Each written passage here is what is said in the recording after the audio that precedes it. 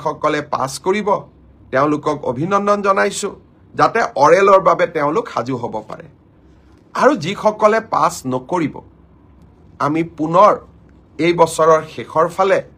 নতুন বিজ্ঞাপন দিয়াৰ বাবে চেষ্টা কৰিম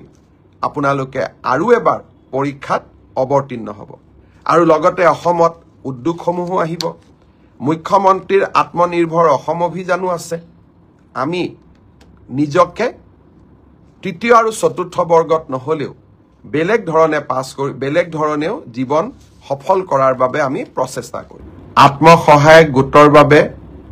মই এনাউন্স কৰা 10,000 টকাটো কেতিয়াকৈ পাম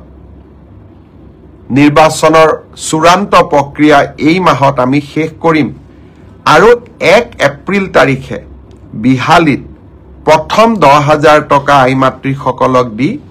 এই আঁচনিখনৰো আমি শুভাৰম্ভ কৰিম মুখ্যমন্ত্ৰীৰ আত্মনিৰ্ভৰ অভিযান আমি 1 লাখ টকাকৈ 25,000 যুৱক যুৱতীক দিছিলোঁ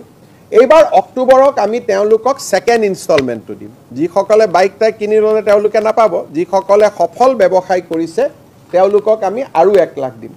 অতিৰিক্তকৈ আৰু 75,000 যুৱক যুৱতীক আমি 1 লাখকৈ টকা দিম অহা আমি এনে ডেট এটা ঠিক কৰিছোঁ 8 অক্টোবৰ তাৰিখে আমি নতুন কৰি আৰু 40,697 গৰাকী ল'ৰা ছোৱালীৰ হাতত নিয়োগ পত্ৰ তুলি দিম ইয়াৰ ফলত আমাৰ চৰকাৰৰ দিনত চাকৰি পোৱা ল'ৰা ছোৱালীৰ সংখ্যা 1,60,000ৰ সংখ্যা